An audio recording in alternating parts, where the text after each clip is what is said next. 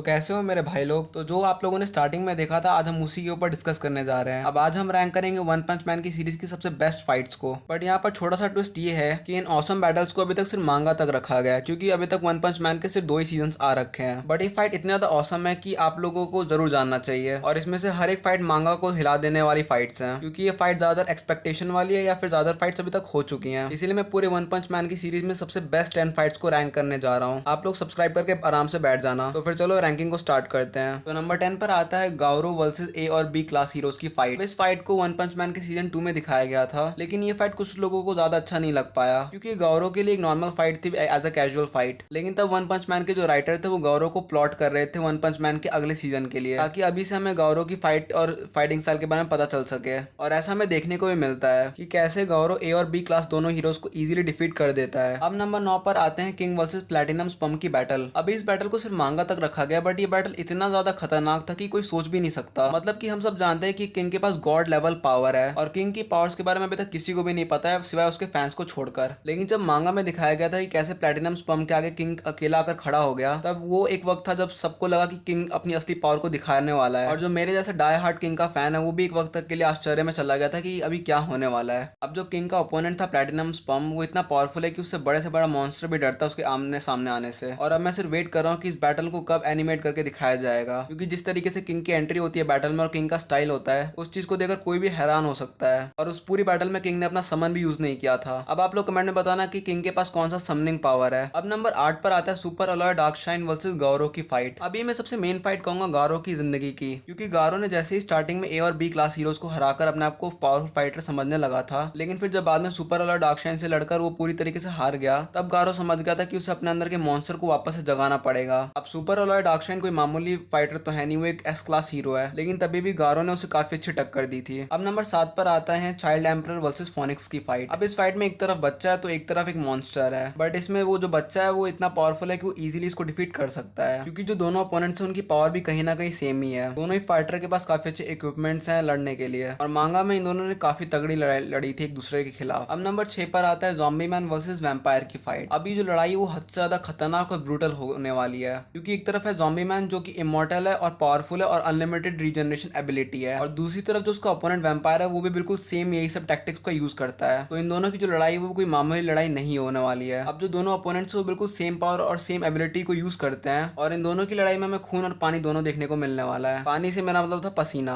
अब नंबर 6 पर आता है जेनोस वर्सेस एल्डर सेंटीपीड। अब ये फाइट सबसे अच्छी लगी मुझे वन पंच मैन के सीरीज में, क्योंकि एल्डर सेंटीपीड कोई मामूली मॉन्स्टर है नहीं, वो इतना पावरफुल है कि वो अपने आप को जल्दी से जल्दी रीजनरेट कर लेता है, और एल्डर सेंटीपीड के एक एक डिफेंस को तोड़ पाना इतनी आसान बात है नहीं। इसीलिए उसे एस क्लास हीरो जैसे कि जेनोस और बॉम्ब ने मिलकर काफी देर तक रुकने की कोशिश की, बट नहीं रोक पाए। लेकिन लास्ट टाइम में एंट्री हुई किंग की और उसने अपना समनिंग यूज किया, और किंग के समनिंग के आते ही एल्डर सेंटीपीड कहीं का नहीं रहा। अब ये फाइट मुझे इसलिए इंटरेस्टिंग लगी क्योंकि इस फाइट में एल्डर सेंटीपीड को जिस तरीके से पावरफुल दिखाया गया था और मांगा में जिस तरीके से एल्डर सेंटीपीड को रिप्रेजेंट करते हैं वो बिल्कुल सेम है। अब अगर किंग नहीं आया होता सबको बचाने के लिए, तो जो भी लड़ रहा होता या फिर शहर होता वो सब तबाह हो चुके होते। अब नंबर 4 पर आता है साइतामा वर्सेस बोरस की फाइट। अब ये वन पंच मैन के सीजन 1 की सबसे बैडेस्ट और सबसे कूल बैटल में से एक है, क्योंकि सीजन 1 की स्टार्टिंग से ही साइतामा की असली पावर कोई नहीं जानता था। हमें लगता था कि ये सिर्फ इतना ही पावरफुल है, लेकिन जब उसके सामने यूनिवर्सल लेवल थ्रेट बोरस आया तब साइतामा की असली पावर रिवील हुई। लेकिन बोरस जानता था कि साइतामा ने अभी तक अपना पावर का 10% भी यूज नहीं किया है, और यही जो लास्ट लाइन बोरस की थी उसने सारे फैंस के गूजबम्स ला दिए थे, क्योंकि अभी तक किसी को भी नहीं पता साइतामा कितना पावरफुल है और कितना पावरफुल आगे हो सकता है। अब साइतामा फ्यूचर में कितना पावरफुल हो सकता है वो तो मैं नहीं बता सकता, क्योंकि अभी तक उसको कोई हरा नहीं पाया है। तो अभी तक पूरे ओपीएम के यूनिवर्स में साइतामा के बराबर या उसके आसपास कोई भी नहीं है। और जिस तरीके से साइतामा वर्सेस बोरस की फाइट में एक मैसेज डिलीवर करते हैं कि साइतामा जितना पावरफुल अभी तक कोई भी नहीं है। नंबर 3 पर आता है साइतामा वर्सेस ओरोची की बैटल। अब ओरोची और कोई नहीं बल्कि मॉन्स्टर एसोसिएशन का लीडर है, और ओरोची हद से ज्यादा पावरफुल और बहुत ज्यादा खतरनाक है। अब मैं इन दोनों की बैटल को एक परफेक्ट बैटल देना पसंद करूंगा, ना ही कोई फालतू के डायलॉग्स, ना ही कोई जोक्स, सिर्फ बैटल और बैटल। मतलब कि ओरोची को सिर्फ साइतामा को खत्म करने से मतलब है, और इन्हीं दोनों के हर एक अटैक से धरती पूरी शेक हो रही थी। अभी तक का साइतामा और ओरोची का सबसे एपिक मूवमेंट ये रहा है कि उन दोनों की लड़ाई, और हम सभी को पता है कि एंड में रिजल्ट क्या आया था, लेकिन तभी भी हमें ओरोची को एक बार थैंक्स बोलना चाहिए क्योंकि इतनी ऑसम बैटल हमें देखने को मिली। अब इतना पावरफुल ओरोची होने के बावजूद भी वो नंबर 3 पर आता है। तो नंबर 2 पर कौन आता है? अब नंबर 2 पर आते हैं तात्सुमाकी, जेनोस एंड ड्राइवनेट वर्सेस साइकोस। अब ज्यादातर लोग ये पूछेंगे साइकोस है कौन, और उसके खिलाफ 3 एस क्लास हीरोज, वो भी काफी अपर लेवल के। मैं बता दूं साइकोस कोई और नहीं ओरोची ही है। अब जब साइतामा ने ओरोची को पूरी तरह से खत्म कर दिया था, तब ओरोची के कुछ पार्टिकल्स ने साइकोस के साथ इन्वॉल्व इन्वॉल्वमेंट कर लिया और जब दोनों मेन मॉन्स्टर्स एक हुए तब बने साइकोस। अब इसके पास ओरोची से ज्यादा 100 गुना पावर है साइकोस के पास और इस बैटल में ओरोची के पास 100 गुना ज्यादा अच्छी लाइफ है पहली लाइफ से। अब इस फाइट के में दौरान दिखाया गया था कि साइतामा भी अंडरग्राउंड में फंस चुका है। अभी तक की सबसे ज्यादा गूजबम्स और कूलेस्ट फाइट में से एक मैं कहूंगा,